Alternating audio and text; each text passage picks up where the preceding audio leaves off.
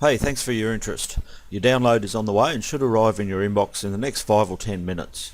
While you wait, please take a moment to watch the following presentation. You might want to grab a pen and paper to make a few notes, because the information I'm going to share with you is quite different to anything you'll find anywhere else. I'll wait a sec so you can get ready.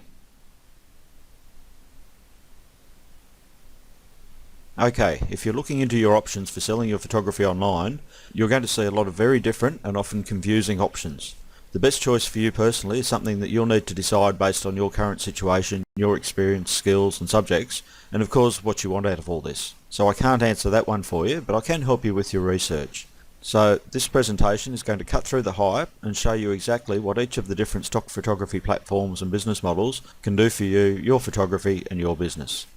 I'm going to show you the 4 key characteristics of modern stock photography that you want to avoid at all costs, and the one thing that you definitely do want, even though it simply isn't an option at most libraries. If nothing else, if you watch this presentation right through, you'll be able to spot all the bad deals on offer for what they really are, and I'll even show you the best way I know to avoid all these traps and get set up to sell your photos the right way. Getting set up to sell your photography online is going to take some serious time and effort, and the last thing you want to do is invest that time and effort in a system that's just never going to deliver the results you want, or even worse, is the equivalent of a photographic sweatshop. So let's get right to it. Where most photographers get into trouble is, they start out with a major misconception about how stock photography works today. In short, they still think it's a partnership. Mainstream stock photography is nothing like the traditional stock photography agency of old. Back then your stock library was indeed a partner, a mentor and quite often a friend. But all that changed about 10-15 years ago. These days, mainstream stock is quite simply a mass distribution business. Multinational corporations that generate massive profits by moving a huge volume of images at the lowest possible prices. This discount pricing model means they are operating on the slimmest of margins, and it's no real surprise that the photographer's portion of the sales has become the easiest cost to cut. That's why you'll no doubt have heard that photo prices are down, competition is through the roof, sales are erratic at best, and even though the photographers are doing more of the work than ever before, their average earnings are at an all-time low. And this is despite the fact that the demand for images has never been higher. The problem you face is, these mainstream stock libraries answer only to their shareholders. In this business model, the photographers have become expendable content providers, who either accept the lower prices or miss out altogether. It's almost a sweatshop mentality where the photographers know it's a rotten deal, but they're convinced it's the only deal on offer, and if they don't take it, someone else will. Fortunately, there are other options, and this short presentation will show you what to look for and how to find a platform that will work with you for mutual benefit, just like stock photography used to be. First thing you want to do is reject the high library commissions. Most stock libraries have always worked on a commission basis, and that was fine when it was a partnership. The library used to have to catalogue and store all the film originals, they'd physically pull files to show clients, and they'd handle all the sales manually as well. The photographers just had to submit a new batch of images a few times a year, so a 50% commission was quite reasonable. These days though, things have changed and stock photography is all digital and online, and the workload has shifted significantly. These days photographers have to prep and submit images, and then they do all the keywording and captioning, while the library's tasks have all become web-based and more or less automated. So with the photographers doing more of the work than ever before, you'd expect some of the libraries would drop their commissions. But instead, most are still taking 50% of all sales, and some have actually increased their cut as high as 80%. So if you're considering signing with a library, the first thing you should check is their commission structure, and what that will mean to your bottom line. How much commission are they charging? How much are they charging for the use of your photos? And what's that going to add up to over the course of a year? And more importantly, what are you getting for that money? The annual cost is important and often overlooked. If you're planning to generate even $100 a week from your stock photography, and your library charges a 50% commission on your sales, that means you'll need to generate over $10,000 of sales to get that extra $100. That also means you'll be paying your library $5,200 a year in commissions. So you want to make sure that the stock library is actually doing something tangible for you in return for that $5,000. Now, a lot of photographers will convince themselves that the library commission is just a cost of doing business. But a big part of doing business well is to constantly review your costs and look for ways to reduce them. And if you stay with me a bit longer, I'll show you a simple way you can avoid library commissions altogether. I'll come back to that shortly though. The second thing you want to look out for is discount photo pricing. There's no question there is a huge market for cheap images, but that's also where all the competition is. That's where most of the mediocre photographers end up, and that's also where the discount superstores choose to operate, so you should be quite happy to stay out of it. Personally, I've always felt it was a bit of an insult for a stock library to ask a photographer for the rights to distribute their very best work, and then to turn around and give it away for peanuts.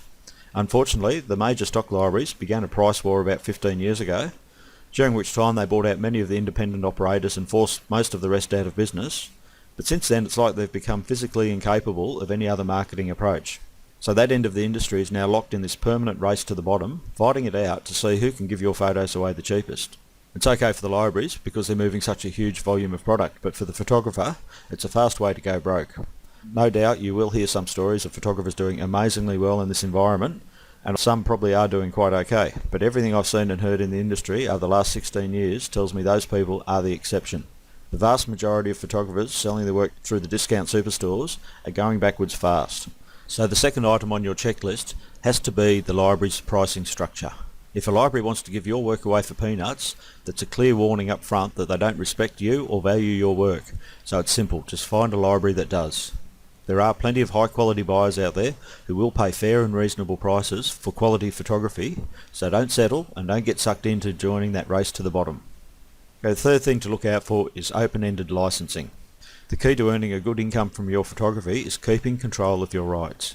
As the image creator, your photos are your intellectual property and you have the right to profit from that forever. If a stock library tries to tell you that the only way they can generate sales is to give up those rights, then they simply do not have your best interests at heart.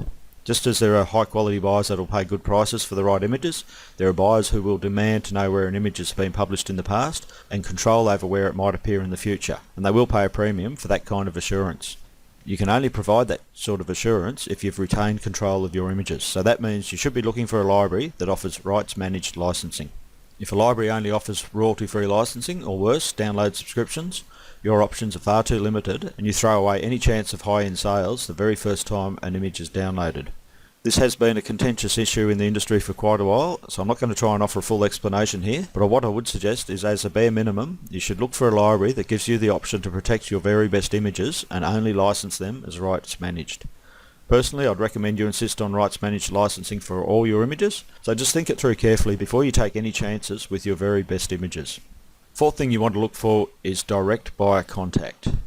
This is a bit of a hangover from the pre-internet days when the stock libraries handled all the sales and most photographers treated stock as a simple hands-free sideline. The library would send out a check every few months and the photographers weren't too worried about where the sales came from. Since then, everything has moved online and gotten so competitive that this wall between photographer and photo buyer just isn't practical. When so many people are publishing photos online chasing random sales, the smart approach, or the only approach, is to build your own list of highly targeted buyers who need images of the subjects you shoot. That way you can go to them on your schedule and offer them new material and quite literally generate new business on demand. In fact, in an online situation, a key part of your business strategy should be to build a list of proven buyers and targeted prospects who you can contact regularly and build long-term, mutually beneficial relationships with. Imagine if you had a list of 100 or more buyers who knew you as the person they could supply great images of a specific subject that they regularly needed. Buyers who looked forward to hearing from you and seeing your latest work. Buyers who would recommend you to their colleagues as the go-to photographer for your key subjects. It's powerful stuff, and more photographers are seeing the benefits of building these kinds of relationships. But you can only do this if your stock library is totally transparent about who is interested in and buying your images. Unfortunately, you don't have too many options in this regard, so you do need to decide up front whether you're content to just join the masses chasing random sales, or you're more interested in building up a long-term substantial business. The final thing you really need to look at are your proactive options. I won't get your hopes up here. Most stock libraries still do expect you to submit images and wait around for sales. Submit and wait and hope, we call it. It's hardly a viable business strategy in a modern competitive market. So when you're looking over a possible platform for your work, pay very close attention to the structure and layout and try and determine whether or not you'd be encouraged or even assisted to promote your own web presence there yourself. Most libraries will give you a few basic personal pages, which is a start, but when you dig a bit deeper, quite often you'll find it's nearly impossible to explore the work of a specific photographer. And some actually go out of their way to make it difficult, so you'll recognise it as soon as you see it, and hopefully now you'll know enough to walk away. Ideally, you're looking for a platform that generates traffic, leads and sales for the group as a whole, but it should also offer you a distinct personal presence so you can go hands-on and promote your own photography through that platform. In particular, you should look for easy social sharing options and some sort of blogging function so you can easily associate relevant written content with your photo catalogue. That second one will definitely warrant a whole separate video, so I won't go into it here except to say it is super important and it's one of the best ways I know to really stand out from the online crowd. but we'll come back to that in another video sometime. So if you have those features and you've also got access to your personal client information, then you can get quite proactive and promote your presence on the platform to generate immediate new business and build the targeted buyer list that we talked about all at the same time. Well, that's a few angles you probably won't see mentioned in too many other places, but I do think they are worth considering. Stock photography is seriously misunderstood by a lot of photographers, mostly because it's been badly misrepresented in recent years. Basically, stock images are any of your existing images, and the business of stock photography is simply selling those images, and there really should be no limit or restriction on how you approach that. In fact, in the current market and economy, it makes perfect sense to have multiple outlets generating multiple revenue streams and multiple strategies in place to maximise your returns.